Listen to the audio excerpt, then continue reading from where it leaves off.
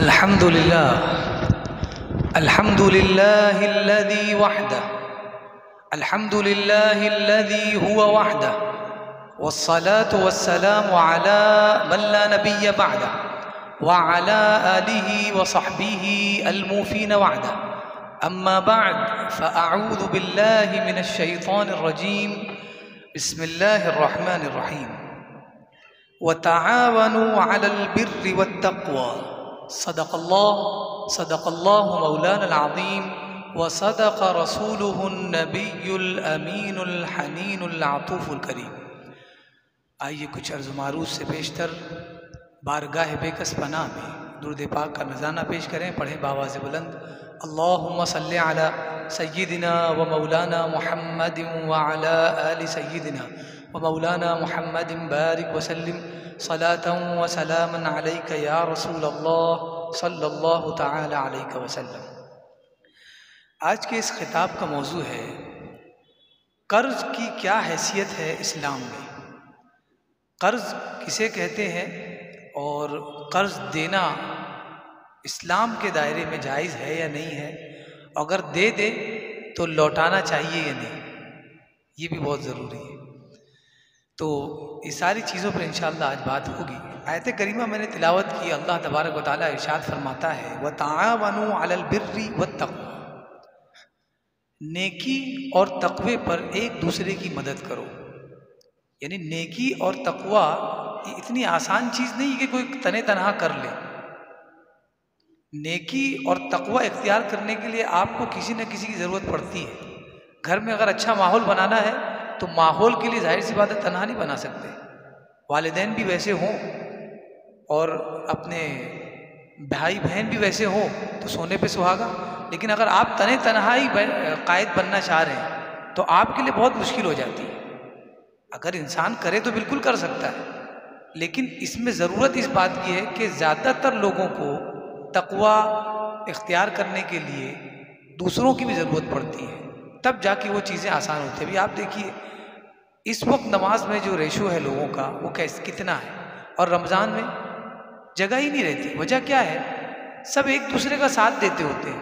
जो नहीं पढ़ता है वो भी पहुंच जाता है, तो जो कभी कभी सोचता था पढ़ने के लिए वो देखा देखी पहुंच जाता है। तो एक दूसरे को देख कर इंसान तक़वे की तरफ आता है। तो पता चला कि तक़वा इख्तियार करने के लिए, नेकियों के लिए एक दूसरे का साथ देना बहुत ज़रूरी। उसके बगैर वो नेकी कभी वजूद में नहीं आ सकती, राइज नहीं हो सकती। और एक नेकी ये भी है कि अपने किसी भी ज़रूरतमंद भाई को कर्ज देना, ये भी बहुत बड़ी नेकी है। हालांकि ये नेकी करने के लिए आदमी को दिल और गुर्दा चाहिए, लेकिन ये बहुत बड़ी नेकी है। और कितनी बड़ी नेकी है वो भी हदीस की सूरत में हम पता लगाएंगे कि नबी पाक सल्लल्लाहु अलैहि वसल्लम ने क्या बताया इसके बारे में कि कर्ज देना नेकी है तो कितनी बड़ी नेकी है। सबसे पहले कि कर्ज देने की क्या नेकी है, कर्ज देने पर क्या सवाब मिलता है। हुजूर फरमाते हैं मा मिन मुस्लिमिन युक़रिदु मुस्लिमन क़रदन मर्रतैन, कोई भी मुसलमान जब किसी दूसरे मुसलमान भाई को 2 मरतबा कर्ज देता है, छोटा अमाउंट बड़ा अमाउंट नहीं, बस कर्ज देना है किसी भी चीज़ का, अगर वो कर्ज देता है पैसों की सूरत में या चीज़ों की सूरत में, इल्ला काना का सदक़तिन मर्रतन, तो उसे एक सदक़े का सवाब मिलता है। उसे एक सदक़े का सवाब मिलता है। 2 मरतबा अगर उसने कर्ज दिया है, पहली मरतबा जो दिया वो मिल गया और दूसरी मरतबा उसने दिया है तो उसका 2 काउंट होगा और उस 2 के बदले एक सदक़े का उसे सवाब मिलेगा। अब आप देखिए अलग से आपको कोई सदक़े की रकम नहीं निकालना, बल्कि यही आपके लिए सदका भी है। आगे फरमाया हदीस में हुज़ूर सल्लल्लाहु अलैहि वसल्लम फरमाते हैं कि जब मुझे मेराज कराई गई और मेराज में जब मैं आसमान दुनिया पर पहुंचा तो मैंने लिखा हुआ देखा।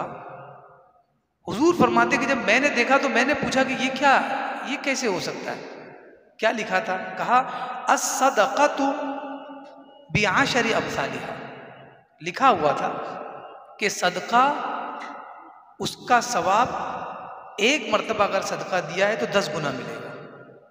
एक सदके का सवाब 10 गुना है, ये लिखा हुआ था और ये बिल्कुल कॉमन बात है।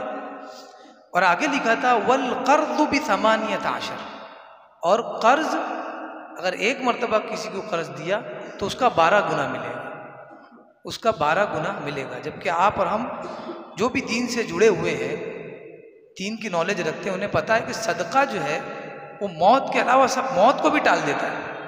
अगर मौत भी आनी हो तो मौत को भी टाल देता है। लेकिन फरमाया कि कर्ज जो है यहाँ तो सदके से भी ऊपर चला गया, कि वहाँ उसका 10 ही सवाब है, यहाँ पर उसका 12 है। क्यों है? हुजूर ने जब पूछा हज़रत जिब्रील अलैहिस्सलाम से कि ये क्या माजरा है, तो हज़रत जिब्रील अलैहिस्सलाम ने जो जवाब दिया बहुत ही अजीम जवाब है कि अल्लाह तबारक व तआला इंसानों की शहरत से करीब है और उनकी नफ्सियात को जानता है। इस बुनियाद पर उसने अहकाम बनाए। हमें हुक्म की हिकमत समझ में नहीं आती, लेकिन वो तो बिल्कुल जानता है। वो फरमाते हैं हज़रत जिब्रील अलैहिस्सलाम के, हुजूर अल्लाह तबारक व तआला का फरमाना ये है कि जिसे आप सदका देते हैं ज़रूरी नहीं है कि उस सदके की रकम की उसे ज़रूरत हो। आपने मोहब्बतन किसी को सदका दिया, अपने करीबी को या किसी गरीब को या फ़कीर को, लेकिन उस गरीब या फ़कीर को ये नीयत ही नहीं थी कि मुझे कोई पैसा देने वाला है, वो एक्सपेक्ट ही नहीं कर रहा था। वो तो बस कुल खड़ा था कि शायद 2 रुपया 3 रुपया मिल जाए, आप वहाँ पर जाके उसको 500 रुपया दे देते। तो वो सोचता ही नहीं था ना उसे उसकी ज़रूरत थी। अगर ज़रूरत होती तो वहाँ खड़ा नहीं रहता, बल्कि किसी भी अहम आदमी के पास जाता जो सब पहचान वाला होता और उससे अपनी ज़रूरत पूरी करवा लेता। लेकिन वो खड़ा था और आपने दे दिया। पता चला सदका जिसे हम देते हैं उसे उसकी ज़रूरत है या नहीं है हमें नहीं पता है, और ना ही उसे उसकी ज़रूरत होती है। बाद में वो अपनी ज़रूरतें बना लेता है कि आज जाकर नई टोपी ले लूँगा, आज जाकर नया कपड़ा खरीद लूँगा। लेकिन जिसे आप कर्ज देते हैं, असल में आप नहीं देते, बल्कि कर्ज खां खुद आपके पास आता है और वो आपसे कर्ज चाहता है, तब आपको कर्ज देना होता है। तो जब आप कर्ज दे रहे हैं तो 2 चीज़ें कर रहे हैं। एक तो आप सदका दे रहे हैं कि उसे ज़रूरत है नहीं, पता नहीं, और दूसरा ये कर रहे हैं कि उसे ज़रूरत है और आप उसकी ज़रूरत पूरी कर रहे हैं। तो एक सदका भी दे रहे हैं और एक मुसलमान भाई की ज़रूरत को भी पूरा कर रहे हैं। ये 2 अजीम चीज़ें इसमें शामिल है। कितनी हिकमत की बात है, देखिए कि सदके के ऊपर कर्ज को रखा गया है। कर्ज देने में हिकमत क्या है, देने वाले के लिए क्या फ़ायदा है, दुनिया में और आखिरत में क्या फ़ायदा है। हुजूर ने फरमाया मन नफ़्फ़सा अन मुमिनिन कुर्बतन मिन कुरबिद दुनिया, जिसने एक मोमिन की दुनियावी तकलीफ में से किसी एक तकलीफ को हल कर दिया, एक तकलीफ से उसे आज़ाद कर दिया, कोई भी तकलीफ हो उसे कर्ज दे दिया और उसे आज़ाद कर दिया, उससे एक तकलीफ को कल आसान कर दिया। कहा नफ़्फ़सल्लाहु अन्हु कुर्बतन मिन कुरबिद दुनिया वल आखिरा, अल्लाह दुनिया और आखिरत की एक तकलीफ को उससे भी आसान कर देगा। कोई भी एक तकलीफ उससे आसान कर देगा। आपके ऊपर कोई तकलीफ आई है और आपको ऐसा लगता है उसका कोई हल नहीं है। बहुत से लोग इसलिए भी ज़िंदगी भर रोते हैं, वो ये समझते हैं हमारी तकलीफ का हल किसी के पास नहीं। जिसका रब मौजूद हो उसे किस चीज़ का सोचना हो। जिसका बाप मौजूद होता है वो बिंदास होता है, और जिसका रब मौजूद हो वो परेशानी से सो नहीं पा रहा है। एक छोटे से बच्चे को बाप जब आसमान की तरफ उछालता है, खिलाता है, तो बच्चा हंसता है, बजाय इसके कि उसको रोना चाहिए कि अगर मिस हुआ तो ज़मीन पर गिरूंगा। लेकिन उसकी हंसी इसलिए होती है कि उसे पता है कि मेरे वालिद ने उछाला है तो मेरे वालिद ही मुझे लोग लेंगे। लेकिन हम कैसे बंदे हैं कि जिसने हमारी बगैर एप्लीकेशन के पैदा किया उस पर इतना भरोसा नहीं कर पा रहे हैं कि जब बगैर पूछे पैदा किया है तो बगैर पूछे अपनी तकलीफ़ों भी हल कर देगा, हमारी तकलीफ़ों को भी बगैर पूछे हल कर देगा। वो तो सब देखता है, सब जानता है, बस तराशता है कि तकलीफ़ दूं ताकि मेरे बंदे के अंदर जो हुनर है वो सामने आए। अगर तकलीफ़ ना हो तो हुनर कहाँ से सामने आएंगे। आप सोने को देखें, जो ज़मीन के अंदर होता है, पहाड़ों में होता है, उसको ऐसे ही कोई नहीं निकाल नहीं लेता कि अंदर कहीं सोने का बार पड़ा हुआ है, बल्कि वो मिट्टी में बिल्कुल मिला हुआ रहता है। तो मिट्टी को ले जाकर लोहे में अंगार में डालना पड़ता है। जब अंगार में डाला जाता है तब वो पिघल कर सोना अलग होता है और मिट्टी अलग होती है। सोने को सोना बनाने के लिए उसे इस प्रोसेस से गुजरना पड़ता है कि उसे आँख से गुजरना पड़ता है। इसीलिए इंसान को इंसान कामिल बनना अगर है तो उसे मुसीबतों से गुजरना पड़ेगा, और ये भी अल्लाह तबारक व तआला का फजल है अगर देखें तो। आगे फरमाया कि कर्ज देने में जो हिकमत है, क्या हिकमत है उसमें, इसको शरीयतन जो कहा गया कि कर्ज दिया जाए, ज़रूर दिया जाए, इसमें क्या हिकमत है। उसकी हिकमत सिर्फ और सिर्फ वही है जो अल्लाह तबारक व तआला का कौल है। अल्लाह तबारक व तआला इरशाद फरमाता है, व तआवनु अलल बिर्रि व तक़वा, नेकी और तकवे पर एक दूसरे की मदद करो। बस इसके अलावा कोई रीज़न नहीं है, कोई पर्पस नहीं है कर्जा देने का। अगर कर्जा देना है तो इसलिए ताकि लोगों को पता चले कि अब दुनिया में सिर्फ बैंक ही नहीं है जो मदद करेगी, हम इंसान भी मौजूद है जो एक दूसरे की मदद करें। असल में हमने एक दूसरे की मदद छोड़ दी, इसलिए ये बैंक्स वजूद में आए। जब ये फ्रॉड करते तो हम शिकवा करते हैं। शिकवा क्यों कर रहे हैं आप? पहले आपने ही किसी की मदद की नहीं, कम से कम उनकी तो कर देते जिन पर आपको भरोसा था। आपने तो किसी की नहीं की, आपने सिर्फ अपनी की। अब जब आपके ऊपर गुर्बत आई, तकलीफ आई, तो अब आपकी तकलीफ कहाँ से ख़त्म होने वाली? क्योंकि आपने किसी की नहीं। कानून फितरत है, आपने अगर किसी की मदद की तो आपकी हो कर रहेगी, चाहे कैसी भी तकलीफ हो। आप समझते हैं कोई तकलीफ हल नहीं हो सकती, लेकिन आपके इस एक रुपये से वो तकलीफ हल हो जाएगी और आपको पता भी नहीं चलेगा। और ये भी अल्लाह का इतना बड़ा एहसान है कि तकलीफ़ें हल कर देता है लेकिन जताता नहीं। वरना अगर बैंक एक कर्जा दे और अगर जो डेट दी गई है वो गुजर जाए तो 25 पुलिस वाले घर आ जाते हैं। और अल्लाह तबारक व तआला पता नहीं कब से हमें अनाज दे रहा है, कभी उसका मुआवजा हमसे नहीं मांगा बल्कि अता ही कर रहा है। तो ये सोचने का एंगल है इस मुसलमानों को। अब दूसरा मसला ये है कि हमने कर्ज दे दिया। अब कर्ज देने के बाद ज़्यादातर मसाइल ये आते हैं कि जिसे कर्ज दिया गया है वो टाल मटोल करता है। हमने तो नेकी समझ कर दिया था, लेकिन वो तो हमारे लिए मुसीबत बन गई। हमने हज़रत की तकरीर सुनकर बहुत मोटिवेट हुए और उठाकर सारा पैसा दे दिया, और बाद में पता चला कि वो सामने वाला पैसा ही नहीं दे रहा है। तो अब हम क्या करें? तो उसका हुक्म जो है वो ये है, जो जिसे आपने पैसा दिया है पहले देखिए वो मालदार है कि वो मिडिल क्लास है या उससे भी लकीर से नीचे है। अगर वो मिडिल क्लास है या नीचे है तो जाहिर सी बात है वो उसकी मजबूरी हो सकती है। ये हुस्न ज़न भी आपको रखना है और एक नेकी करना है। अगर अपना माल निकालना है तो नेकी पे नेकी करना कोई हल तो है नहीं, नेकी पे नेकी करना है, आपको हुस्न ज़न रखना है। और अल्लाह ताला उस हुस्न ज़न को कैसे अदा करेगा वो आगे मैं हदीस में बताऊंगा। और जो अल्लाह का हुक्म है ना, तो फिर मेरी और किसी की मत सुनिए। अल्लाह का हुक्म है आमन्ना व सद्दक़ना, सुना और माना। फरमाया कि मफ़लुल गनीय्युल, जिसको आपने कर्ज दिया है अगर वो मालदार है और वो देने में टाल मटोल कर रहा है, कहा कि अगर वो टाल मटोल कर रहा है तो वो जुल्म कर रहा है। अब जुल्म जुल्मातु यौमल क़ियामा, एक जुल्म क़यामत के दिन अंधेरा होगा, अंधेरा। और जालिम की जो सज़ा है वो ऐसी सज़ा है, और जालिम को जो सज़ा दी जाने वाली है उसके बदले में जो अज्र मजलूम को मिलेगा, अगर जालिम को पता चल जाए तो वो कभी जुल्म ही ना करे। वो कहेगा कि मुझसे ज़्यादा तो अज्र ये लेके गया, मैंने इसकी प्रॉपर्टी ले ली और इसने तो मेरी इस जैसी कई प्रॉपर्टी ले ली, इतना अज्र अल्लाह ने इसको दे दिया।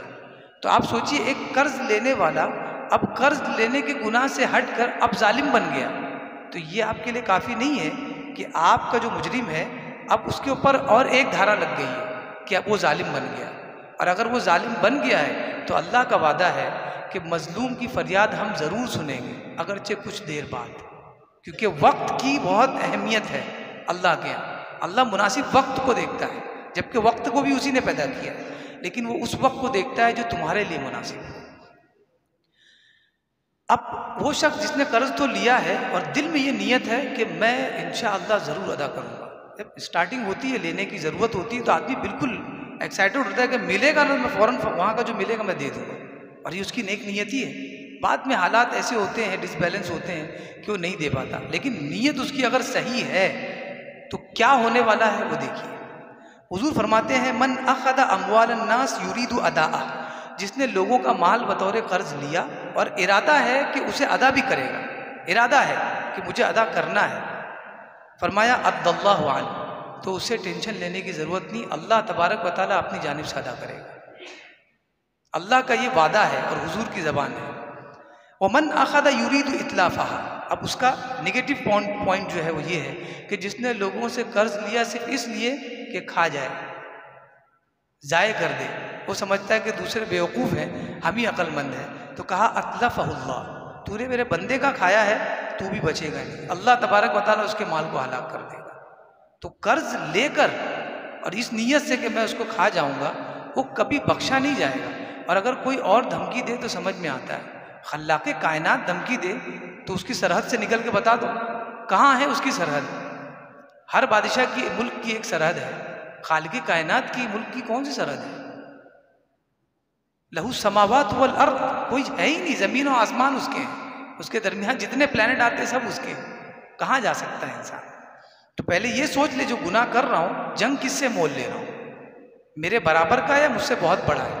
यहाँ तो पता चल रहा है कि नजर ही नहीं आ रहा है इंसान, उसकी हैसियत ही नहीं उसके सामने। जिसने कर्ज लिया और फिर उसको अदा नहीं किया, उसकी जो वईद आई है हदीस में, वो सुनाते हुए डर लगता है कि कोई अपसेट ना हो जाए। तो अपसेट होने की ज़रूरत नहीं है, आगे उसके लिए खुशखबरी भी है। फरमाया कि जिसने कर्ज अदा नहीं किया और मर गया जन्नत में दाखिल नहीं होगा। हुजूर का फरमान है, जन्नत में दाखिल नहीं होगा। फरमाया वल्लज़ी नफ्सी बियदी, कसम है उस ज़ात की जिसके कब्ज़े कुदरत ने मेरी जान है, यानी अल्लाह की। लौ कुतिला रजुलुन फी सबीलिल्लाह, आप गौर करना, एक शख्स अगर अल्लाह की राह में कत्ल हो गया, यानी वो धंधा कारोबार करते हुए नहीं, अपने फायदे के लिए नहीं, बल्कि अल्लाह की राह में कत्ल हो गया, थुम्मा आश, फिर दोबारा उसको जिंदा किया गया, थुम्मा कुतिल, फिर अल्लाह की राह में कत्ल हो गया, थुम्मा आश, फिर दोबारा उसको जिंदा किया गया, थुम्मा कुतिल, फिर अल्लाह की राह में वो जिहाद करते हुए कत्ल हो गया, व अलैहि दैन, और जब वो मरा तो उस पर कर्ज था, कहा मा दखलल जन्नह हत्ता युक़दिया दैना, वो कभी भी जन्नत में दाखिल नहीं हो सकता जब तक कि उसका कर्ज अदा ना कर दिया जाए। जरा सोचिए, हुजूर का कलाम है, कोई शक और रैब की बात ही नहीं है। अल्लाह की राह में मरा, और एक बार नहीं, 2 मरतबा 3 मरतबा मरा, और दोबारा जिंदगी दी गई, और आखिरी मौत के बाद भी उस पर कर्ज था, कहा जन्नत में नहीं जा सकता जब तक कि उसके जानने वाले अदा ना कर दे। अब आप सोच लें, या तो कर्ज लें तो ये सोच के ले कि बच्चे इतने अच्छे हैं कि कर्ज अदा कर लेंगे। अगर बच्चों को दीनदार बनाया तो कर्ज ले सकते हो, और अगर बच्चों को दुनियादार ही बनाया है तो वो भी कर्ज ले लेंगे। आप तो उनके लिए मुसीबत बने, वो अपनी आने वाली नस्लों के लिए मुसीबत बनेंगे। इसीलिए कहते हैं दीनदार बनना बहुत ज़रूरी है। अब आलिम बने ना बने, दीनदार बने, और दीनदार सिर्फ नमाज पढ़ने वाले, हज अदा करने वाले नहीं है, बल्कि मामलात को सही से डील करने वाले सबसे बड़े दीनदार हैं। जो मामलात पर गौर करता होगा उसे नमाज पढ़ने के लिए क्या फिक्र है, लेकिन जो नमाज पढ़ता हो, सोचता हो कि सारी चीज़ें माफ़ हो जाएगी, तो वो बहुत बड़ी गलत फहमी में है। आगे फरमाया कि जो, ये तो सज़ा हो गई क़यामत की। अब आगे फरमाया जिसने अगर कर्ज है और नहीं दिया, क्या फरमाया? हुजूर फरमाते हैं मैं उसकी नमाज जनाजा नहीं पढ़ाऊँगा। हुजूर का ये वाक़या हुआ है। इन्ना आखा का महबूसुन बिदैने, एक जनाजा लाया गया और कहा कि हुजूर जनाजा पढ़ा दे। हुजूर ने फरमाया, देखिए गैब दा नबी है, फरमा रहे तेरे भाई पर कर्ज है, तेरे भाई पर कर्ज फ़क़्दी दैना, तो इसका कर्ज अदा कर, मैं नमाज पढ़ा दूँगा। ये है शरीयत, ये है शरीयत, किसी की जान पहचान नहीं। अगर किसी का खाया है तो तुम मेरे नहीं, पहले उसको दो फिर हम तुम्हारे हैं, क्योंकि सबकी शरीयत है और शरीयत सबके लिए। तो शरीयत पे अगर अमल कर लें आप तो सबका भला होगा। आगे फरमाया कि एक जनाजा लाया गया और जनाजा रखा गया। हुजूर ने फरमाया इसके ऊपर कर्ज तो नहीं है? कहा है। कितना है? 2 दिनार। 2 दिनार, ज़्यादा नहीं, 2 दिनार। हुजूर ने कहा, फरमाया कि ये इसके मरने से पहले इनके घर वालों ने कुछ दिया है, किसी को बताया कि दे देना? कहा कि वो भी नहीं किया। तो कहा कि फिर अपने साथी की खुद ही नमाज जनाजा पढ़ लो। ये हदीस के अल्फाज है, वक्त नहीं तो मैं पढ़ता है इसको, खुद ही पढ़ लो। वहीं हज़रत अबू क़तादा बैठे थे, आपने फरमाया हुजूर मैं दे दूँगा, तब हुजूर ने नमाज पढ़ाई। अब आप सोचिए, अब एक आखिरी हदीस, बहुत अहम हदीस, हुजूर ने फरमाया कि मैं अपने बंदे यानी मोमिनों की जान से सबसे ज़्यादा करीब हूँ, तो इसका फजल कब मिलेगा, खुशी कब मिलेगी? हुजूर ने फरमाया फ़अय्युमा रजुलिन मात व तरका दैनन फ़इलैया, तो जो भी मोमिन मरा, मैं तो उसकी नफ्स से ज़्यादा करीब हूँ, अगर वो मर गया, इंतकाल कर गया, इंतकाल करने के बाद उसके ऊपर कर्ज है तो मैं उसे अदा करूँगा। हुजूर ने फरमाया मैं उसे अदा करूँगा, और अगर मरने के बाद उसने माल छोड़ा है तो उसके वारिस होगा। अब हुजूर की मोहब्बत देखें कि अगर माल है तुम अपने घर ले जाओ, और अगर कर्ज है तो मैं अदा करूँगा। अल्लाह तबारक व तआला की बारगाह में दुआ है कि हमें कहने सुनने से ज़्यादा उस पर अमल की तौफीक अता फरमाए।